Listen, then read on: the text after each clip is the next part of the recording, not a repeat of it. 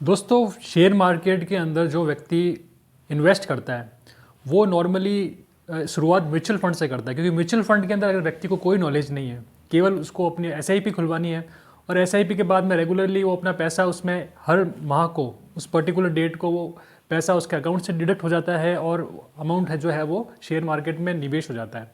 तो एसआईपी जो आप म्यूचुअल फंड में करते हैं वो उसमें लेमैन पर्सन भी कर सकते हैं, लेकिन जब आप स्टॉक में एसआईपी की बात करते हैं तो उसमें सिर्फ ऐसी नॉलेज से काम चलता नहीं है। अगर आपको कुछ नहीं आता है तो स्टॉक्स में एसआईपी करना आपके लिए बहुत नुकसानदायक हो सकता है, आपका कैपिटल को फिनिश कर सकता है। जब आप म्यूचुअल फंड में एसआईपी करवाते हो तो उसका पूरा कंट्रोल वहाँ पे बैठे हुए अच्छे जानकार फंड मैनेजर के हाथ में होता है, सारे डिसीजन वही लेते हैं। लेकिन जब आप स्टॉक्स में एसआईपी करते हैं तो उसका सारा करता धरता आप खुद है, जो भी एक्शन लेने वाला आप खुद है।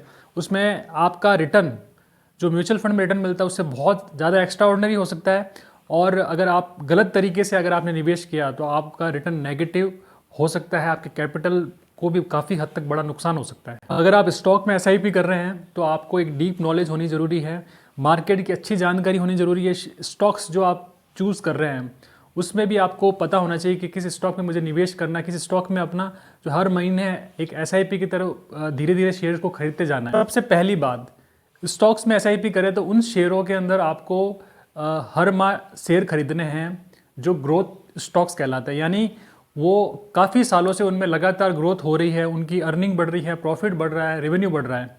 जो या सीधी भाषा में कहूँ कि वो उस सेक्टर के टॉप लीडर होते हैं, उस सेक्टर के टॉप 1, 2, 3 जो स्टॉक्स होते हैं, ऐसे शेयरों में आपको निवेश करना है। ऐसे शेयरों में आपको लगातार हर माह कुछ ना कुछ शेयर अपने पोर्टफोलियो में ऐड करते जाना है। जैसे मैं अगर बैंक्स की बात करूं तो टॉप लीडर है एचडीएफसी बैंक, आईसीआईसी बैंक।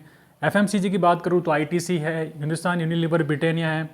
और दूसरे सेक्टर की मैं बात करूं, फार्मा की बात करूं तो सन फार्मा। आईटी सेक्टर हो गया तो उसमें टीसीएस, इन्फोसिस, ये अपने जो है वो सेक्टर की टॉप लीडर कंपनीज हैं।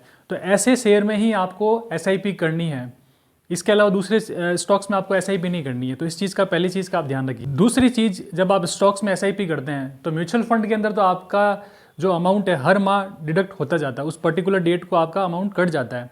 अब मार्केट चाहे अच्छा बढ़ा हुआ है या मार्केट नीचे है या कैसा भी, हर कंडीशन में आपका वो पैसा तो डिडक्ट होना ही है। लेकिन जब आप स्टॉक में एसआईपी करते हैं तो एक बेनिफिट आपको ये मिलता है कि जब मार्केट बहुत नीचे गिर गया है तो उस वक्त आप ज़्यादा पैसा डाल सकते हैं, और जब मार्केट बहुत अच्छा खासा हाई पर है तो आप हो सकता है कि उस वक्त रुक जाए कुछ टाइम पीरियड के लिए, आप वेट कर सकते हैं। क्योंकि आपका जो नॉलेज है, आपने जो एक्स्ट्रा नॉलेज लिया है, ये आपको डेफिनेटली रिटर्न तो आपको ज़्यादा दिलाएगा, आपको फ़ायदा तो पहुंचाएगा ही पहुंचाएगा। तो स्टॉक्स में जब एसआईपी करते हैं तो उसमें आप एक बड़े डिप पर, एक मार्केट जब नीचे ज़्यादा गिरता है उस पर आप ज़्यादा परचेजिंग कर सकते हैं, और जब मार्केट बहुत ऑल टाइम हाई है उस पर थोड़ी सी कम परचेजिंग कर सकते हैं। इससे ओवरऑल आपका जो रिटर्न होगा उसमें आपको एक्स्ट्रा बेनिफिट मिलेगा। तीसरी बहुत इंपॉर्टेंट चीज़, स्टॉक्स में एसआईपी करनी है तो जैसे कि मैंने बात की, ग्रोथ स्टॉक, अच्छे शेयरों में ही आपको एसआईपी करनी है। तो जो शेयर बहुत तेज़ी से गिर रहे हैं उन स्टॉक्स में कभी भी एसआईपी नहीं करनी है। बेकार शेयरों में, जो शेयर अपने फंडामेंटल जिनके चेंज हो चुके हैं, जो लगातार पिटते जा रहे हैं, ऐसे स्टॉक्स को सस्ता समझकर उसमें एसआईपी करना बहुत घातक हो सकता है। ये आपके कैपिटल को ख़त्म कर सकता है। इसलिए लॉस वाले शेयर्स में कभी भी एवरेजिंग नहीं करनी है। जो शेयर एक टाइम पीरियड में, हो सकता है ग्रोथ स्टॉक कई बार कंसोलिडेट होते हैं तो कुछ टाइम पीरियड के लिए रुक जाते हैं, 1-1.5 साल तक बढ़ते नहीं हैं, तो वैसे टाइम पीरियड में अगर आप थोड़ा थोड़ा शेयर खरीद रहे हो तो अच्छी बात है।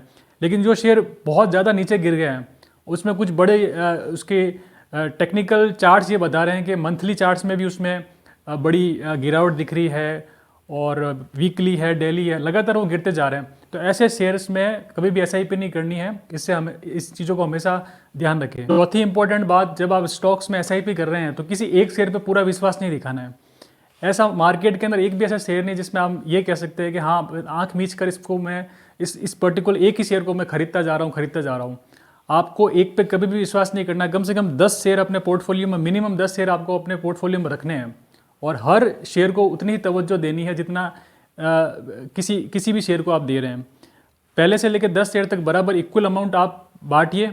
शेयर की प्राइस कुछ भी हो सकती है, किसी की 50 रुपये भी हो सकती है, किसी की 500 रुपये भी हो सकती है, तो उस हिसाब से, उतना अमाउंट के हिसाब से आप अपना शेयर हर माह खरीदते जाइए। पांचवी और इम्पॉर्टेंट चीज़, जब आप स्टॉक्स में एसआईपी करते हैं, मार्केट की अच्छी समझ पकड़ रखते हैं, तो आप अपना पोर्टफोलियो चर्न भी कर सकते हैं। यानी कि देखिए कोई भी सेक्टर होता है ना, वो ईयर के हिसाब से अच्छा चलता है। कभी जैसे 2023 के अंदर जो है वो रियल्टी सेक्टर बहुत चला, फार्मा सेक्टर भी अच्छा बढ़ा, तो कुछ सेक्टर बिल्कुल चलते नहीं हैं।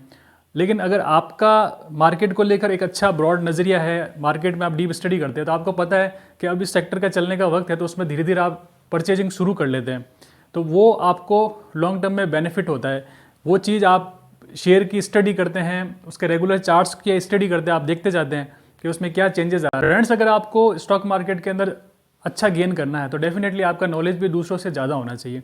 और स्टॉक्स में एसआईपी जब आप करते हैं तो आपका नॉलेज एक अलग लेवल का होता है, तभी आप इसमें सर्वाइव कर सकते हैं और अच्छा रिटर्न आप गेन कर सकते हैं। होप करता हूँ ये वीडियो आपको पसंद आया होगा। वीडियो पसंद आया तो इसको लाइक बटन दबा दीजिएगा, चैनल को सब्सक्राइब कर लीजिएगा।